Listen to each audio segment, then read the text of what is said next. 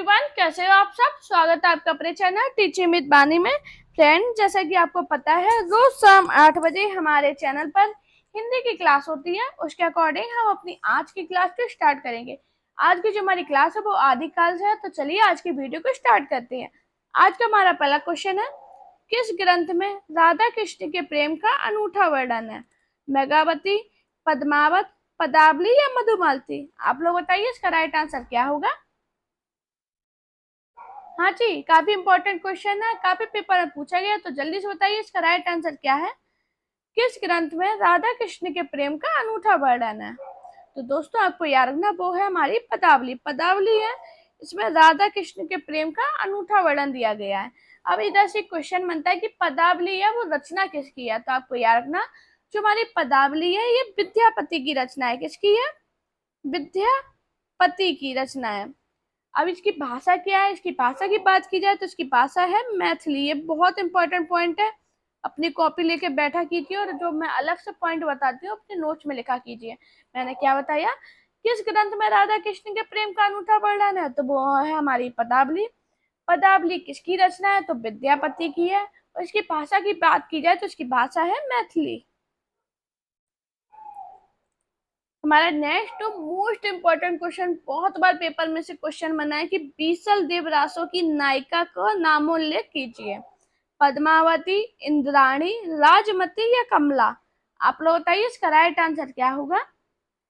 बीसल देवरासों की नायिका का नाम क्या था, जल्दी से बताइए इसका राइट आंसर क्या है। तो दोस्तों आपको याद रखना जो बीसल देवरासों की नायिका है वो है राजमती, तो इसका राइट आंसर होगा ऑप्शन सी। बहुत इंपॉर्टेंट क्वेश्चन है। अब इधर से क्वेश्चन बनता है कि बीसल जो दासों की नायिका का तो आपने राजमती बता दिया है, अब इसमें खंड कितने हैं, ये है क्या, आप जल्दी से बताइए। तो दोस्तों आपको याद रखना ये जो है एक वीर गीत काव्य है। कौन सा काव्य है? वीर गीत काव्य। सबसे पहले तो आपको ये याद रखना, पेपर में बहुत पूछा गया है।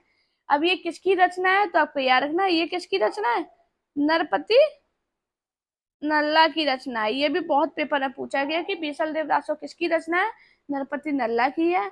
यह एक वीर काव्य है। अब इसमें खंड कितने हैं, ये पेपर में बहुत पूछा गया इसमें खंड कितने हैं, तो आपको याद रखना ये इसमें 4 खंड है। अब मैं चारों खंड को आपको बता रही हूँ, आप अपने नोट में लिखिए। इसका जो पहला खंड है उसमें राजमती और बीसल देव के विवाह का वर्णन दिया गया। किसका दिया? राजमती और बीसल देव के विवाह का वर्णन दिया गया। और जो उसका दूसरा खंड है इसमें बीसल देव और राजमती, बीसल देव से राजमती जो रूठ कर चली जाती है, उड़ीसा प्रस्थान किया है, उसका वर्णन है। तीसरे में क्या है, राजमती से विरह का वर्णन है। और चौथे खंड में बीसल देव होते हैं, वो अपनी राजमती को अपने पिता के घर से वापस लाते हैं, उसका वर्णन दिया गया। आपको याद रखना ये पेपर में पूछा गया था कि बीसल देव रासो की जो नायिका थी राजमती, वो किस खंड में विरह का वर्णन दिया गया, तो आपको याद रखना वो तीसरा खंड था। चौथा खंड क्या था कि बीसल देव द्वारा राजमती को उनके पिता के घर से वापस लाया जाता है। पहले खंड में मैंने क्या बताया, इनके विवाह का वर्णन है। दूसरे खंड में क्या होता है, वो रूठ के चली जाती है, उसके बाद विरह होता है और उसके बाद उन्हें पिता के घर से वापस लाया जाता है। ये बहुत इंपॉर्टेंट पॉइंट है, पेपर में अलग अलग पेपर में अलग अलग तरीके से क्वेश्चन बने हैं। हमारा नेक्स्ट क्वेश्चन है, चार पद के रचयिता है सरहप्पा, लुइपा, सबरप्पा, कुकुरप्पा? जल्दी से बताइए इसका राइट आंसर क्या है। हाँ जी, चार पद के रचयिता कौन है, जल्दी से बताइए। तो दोस्तों आपको याद रखना जो चार पद के रचयिता है वो है सबरप्पा, तो इसका राइट आंसर होगा ऑप्शन सी। अब ये चार पद से क्वेश्चन बनता है कि कौन सा गीत है जो सामान्यतः अनुष्ठानों में के समय गाया जाता है। ये पेपर में क्वेश्चन बनाता है कि सामान्यतः अनुष्ठानों में गाया जाने वाला गीत कौन सा है, तो वो कौन सा था, चार पद। आपको याद रखना है मैंने क्या बताया है, जो चार पद एक प्रकार का गीत है। ये सबसे पहले तो आपको याद रखना है ये एक गीत है। अब ये क्या है, समानता अनुष्ठानों में गाया जाता है। पेपर में बहुत पेपर में क्वेश्चन बना है कि अनुष्ठानों के समय गाया जाने वाला गीत कौन सा है, तो वो कौन सा है, चार पद। हमारा नेक्स्ट क्वेश्चन है, जयचंद्र प्रकाश के रचनाकार हैं जगनिक, श्रीधर, भट्ट केदार नरपति नल्ला। जल्दी से बताइए इसका राइट आंसर क्या होगा। उससे पहले अगर आप चैनल पे पहली बार आए हो, अगर आपको वीडियो मेरी पसंद आए तो वीडियो को लाइक करना, चैनल को सब्सक्राइब करना और अपने दोस्तों से वीडियो को शेयर जरूर करना और मुझे कमेंट में बताना कि आज का स्कोर आपका क्या रहा है। जल्दी से बताइए जयचंद्र प्रकाश के रचनाकार कौन है। तो दोस्तों आपको याद रखना जो जयचंद्र प्रकाश के रचनाकार है वो है भट्ट केदार। इसका राइट आंसर होगा ऑप्शन सी। अब एक क्वेश्चन बनता है कि जगनिक की कौन सी रचना है जो बहुत ज्यादा फेमस है। तो बताइए जल्दी से। तो पेपर में पूछा गया था कि परमाल रासो, कौन सी रासो, परमाल रासो किसकी रचना है। तो आपको याद रखना वो है जगनिक की। अब एक क्वेश्चन बना था रणमल छंद, रणमल छंद किसकी रचना है। ये पेपर में बना था क्वेश्चन कि रणमल छंद किसकी रचना है। तो आपको याद रखना वो किसकी है, श्रीधर की। अब एक क्वेश्चन बना था, अभी मैंने आपको बताया है कि बीसल देवरासो, बीसल देवरासो, अगर बीसल देवरासो की बात की जाए तो वो किसकी रचना है, नरपति नल्ला की। ये पेपर में रचनाएं बहुत पूछी गई हैं कि परमाल रासो किसकी रचना है, आपको याद रखना जगनिक की है। रणमल छंद किसकी है, श्रीधर की है। पट्ट केदार की कौन सी रचना है, जयचंद्र प्रकाश। जयचंद्र प्रकाश के रचनाकार कौन है, भट्ट केदार। बीसल देवरासो के रचनाकार कौन है, नरपति नल्ला है। ये चार रचनाएं ऐसी हैं पेपर में हर एग्जाम में पूछी गई है। मैंने जब प्रीवियस पेपर देखे तो जाने कितने एग्जाम में ये रचनाएं बार बार रिपीट हुई हैं। अपने नोट्स में जरूर लिखना, जब आप एग्जाम देने जाओगे आप ये रचना याद होगी ना, करके आओगे तब आपको खुद समझ में आएगा मैं क्यों बार बार कहती हूँ कि अपने नोट्स में लिखना। हमारा नेक्स्ट क्वेश्चन है कुमारपाल प्रतिबोध किसकी रचना है। सोमप्रभ सूरी, सायंधर, हेमचंद्र सूरी या मेरु तुंग। जल्दी से बताइए इसका राइट आंसर क्या होगा। कुमारपाल प्रतिबोध किसकी रचना है। आज के जितने भी क्वेश्चन हैं ये सभी इंपॉर्टेंट है, यानी कितने एग्जाम में बार बार रिपीट हुए हैं। तो अलग से जो मैं पॉइंट बता रही हूँ अपने नोट्स में जरूर लिखना, जब एग्जाम देके आओगे जब समझ में आएगा मैं क्यों बार बार कहती थी कि अपने नोट्स में लिखिए। कुमारपाल प्रतिबोध किसकी रचना है, जल्दी से बताइए।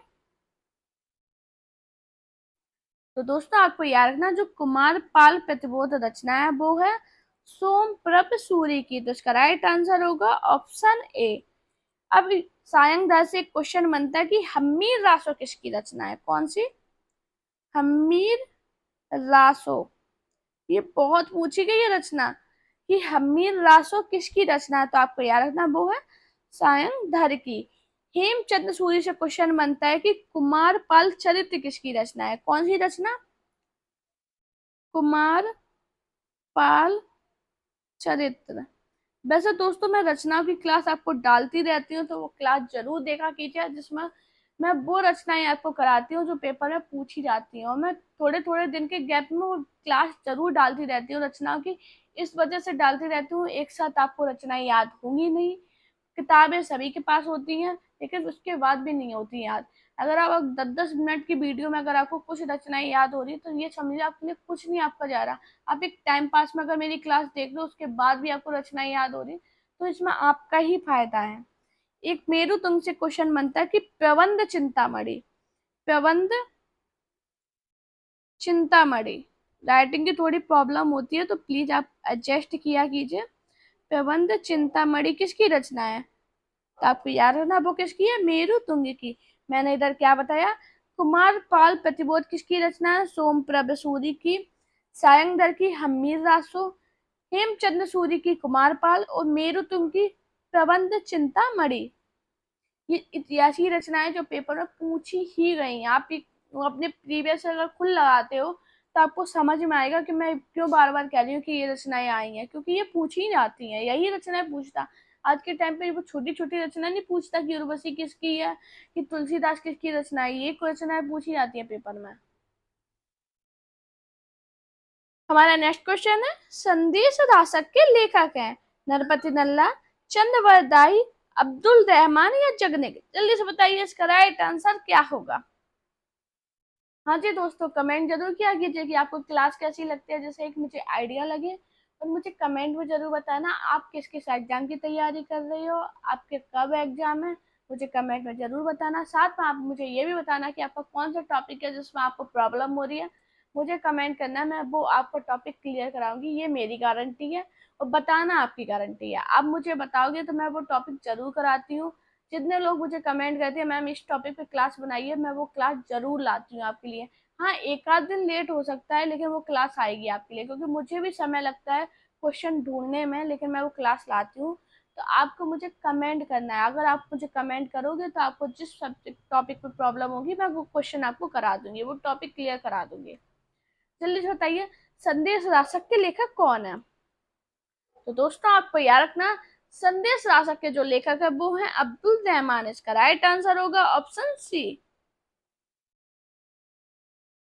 हमारा नेक्स्ट क्वेश्चन है, विद्यापति की पदावली मैथिली हिंदी में रचित होने पर भी निम्नलिखित में से किससे प्रभावित है? बांग्ला, बिहारी, मराठी या उड़िया? जल्दी से बताइए इसका राइट आंसर क्या होगा।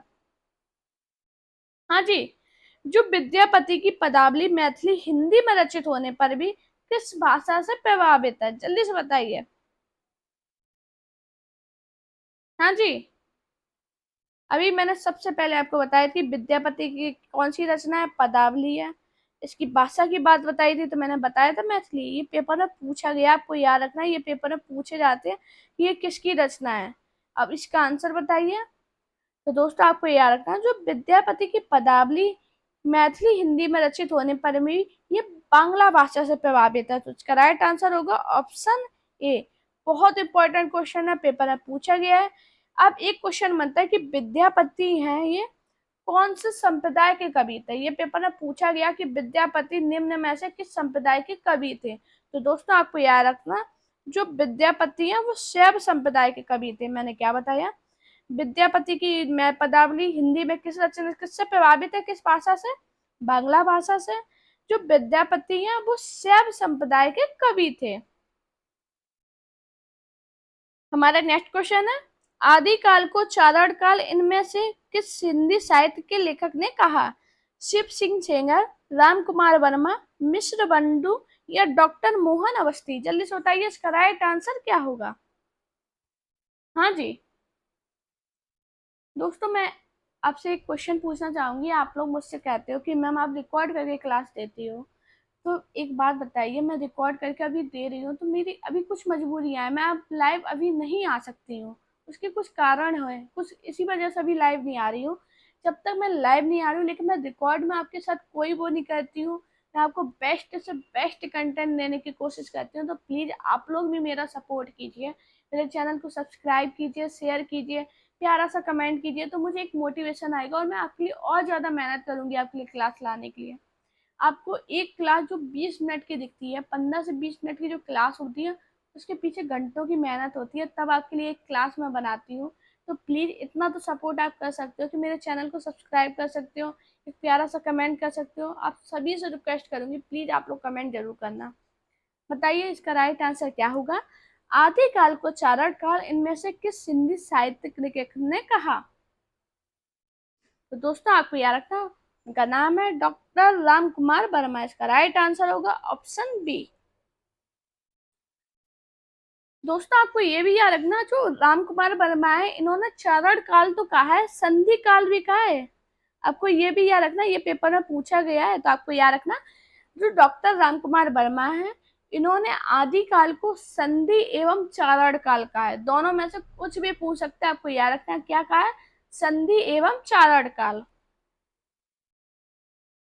हमारा नेक्स्ट क्वेश्चन है, अमीर खुसरो हिंदी साहित्य के किस काल से संबंधित कवि हैं? आधुनिक काल, आदिकाल, रीतिकाल या भक्ति काल?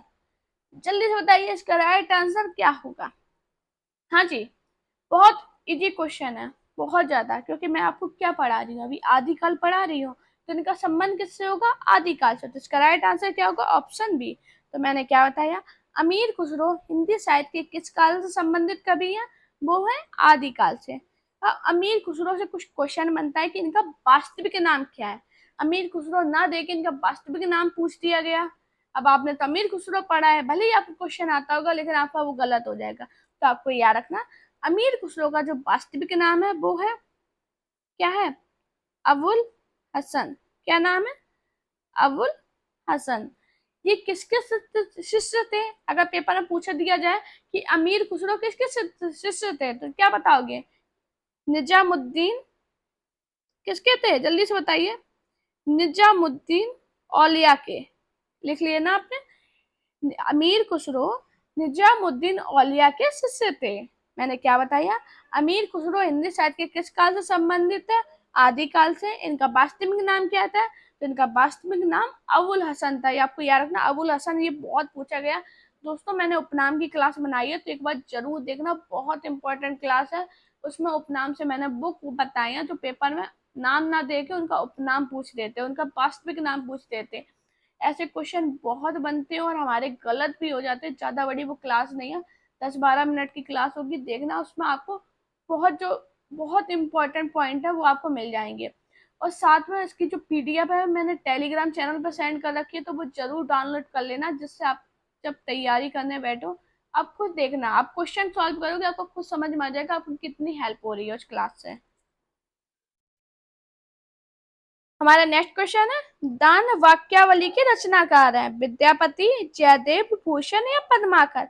जल्दी से बताइए इसका राइट आंसर क्या होगा? हाँ जी दोस्तों, दान वाक्यावली के रचनाकार कौन है? तो आपको याद रखना वो है विद्यापति। बहुत इंपॉर्टेंट क्वेश्चन है। अब इधर से एक क्वेश्चन बनता है कि विद्यापति के गुरु का नाम क्या था? जल्दी से बताइए सभी लोग, मुझे कमेंट कीजिए अभी हाल। विद्यापति के गुरु का नाम क्या था? तो दोस्तों आपको याद है ना, विद्यापति के जो गुरु थे उनका नाम था पंडित हरि मिश्र। मैंने क्या बताया? दान वाक्यावली के रचनाकार कौन थे? विद्यापति थे। विद्यापति के गुरु का नाम क्या था? पंडित हरि मिश्र। बहुत इंपॉर्टेंट पॉइंट है, अपने नोट्स में जरूर लिखना। मैं आपसे बार बार कहती हूँ अपने नोट्स में लिखिए। मैं इसलिए नहीं कहती हूँ कि आप मेरी क्लास देख रहे हो, मैं इसलिए कहती हूँ जब आप अपने नोट्स बनाओ ना तो आपको मेरी क्लास भी नहीं ढूंढने पड़े, आप डायरेक्ट जाइए अपने नोट्स पढ़िए और पेपर दीजिए। हमारा नेक्स्ट क्वेश्चन है, विद्यापति को कृष्ण भक्तों की परंपरा में न समझना चाहिए, यह इनमें से किसका कथन है? हजारी प्रसाद द्विवेदी, राम कुमार वर्मा, बच्चन सिंह या रामचंद्र शुक्ल या बच्चन सिंह? जल्दी से बताइए इसका राइट आंसर क्या होगा? हाँ जी, जल्दी से बताइए। विद्यापति को कृष्ण भक्तों की परंपरा में न समझना चाहिए, यह इनमें से किसका कथन है? तो दोस्तों आपको याद रखना है, ये जो कथन है वो है रामचंद्र शुक्ल का। तो इसका राइट आंसर होगा ऑप्शन सी। हमारा नेक्स्ट क्वेश्चन है, आदिकाल के अंतर्गत सरहप्पा, लुइपा आदि कवि किस साहित्य से संबंध है? रासो साहित्य, सिद्ध साहित्य, जैन साहित्य या लौकिक साहित्य? जल्दी से बताइए इसका राइट आंसर क्या होगा? हाँ जी, आदिकाल के अंतर्गत सरहप्पा, लुइपा आदि किस साहित्य से संबंधित? जल्दी से बताइए। तो दोस्तों याद रखना, इसका राइट आंसर होगा ऑप्शन बी। मैंने क्या बताया? आदिकाल के अंतर्गत सरहप्पा, लुइपा आदि कवि जो है वो किस साहित्य से संबंध है? सिद्ध साहित्य से। हमारा नेक्स्ट क्वेश्चन है, निम्नलिखित काव्य धारा में से कौन सी काव्य धारा भक्ति काल के अंतर्गत नहीं आती है? राम भक्ति काव्य धारा, ज्ञानाश्री काव्य धारा, रासो काव्य धारा या कृष्ण भक्ति काव्य धारा? जल्दी से बताइए इसका राइट आंसर क्या होगा? हाँ जी, क्या होगा इसका राइट आंसर? निम्नलिखित काव्य धाराओं में से कौन सी काव्य धारा भक्ति काल के अंतर्गत नहीं आती है? जल्दी से बताइए।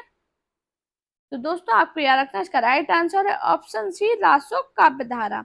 अब आपका काम है, आपको मुझे ये बताना भक्ति काल के अंतर्गत कौन सी काव्य धारा आती है। ये मुझे कमेंट करना कि भक्ति काल के अंतर्गत कौन कौन सी काव्य धाराएं आती हैं। देखते कितने लोग इसका आंसर सही बता पाते हैं।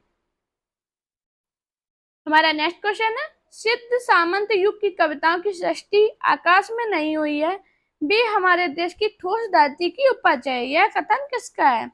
रामचंद्र शुक्ल, मिश्र बंधु, हजारी प्रसाद द्विवेदी या राहुल साकित्यान? जल्दी से बताइए इसका राइट आंसर क्या होगा? सिद्ध सामंत युग की कविताओं की सृष्टि आकाश में नहीं हुई है, वे हमारे देश की ठोस धरती की उपज है, यह कथन किसका है? तो दोस्तों आपको याद रखना है ये जो कथन है वो है राहुल साकेत्यान का। इसका राइट आंसर होगा ऑप्शन डी। फ्रेंड, अगर आपको मेरी वीडियो पसंद आई हो तो वीडियो को लाइक कीजिए, चैनल को सब्सक्राइब कीजिए और अपने दोस्तों से इस वीडियो को शेयर कीजिए। साथ में मेरा टेलीग्राम अकाउंट टीचिंग विद वानी और मेरा इंस्टाग्राम अकाउंट वानी शर्मा ऑफिशियल में मुझे फॉलो कीजिए। अपना प्यार और सपोर्ट चैनल पर शिपकार बनाए रखिए। Thank you guys watching this video.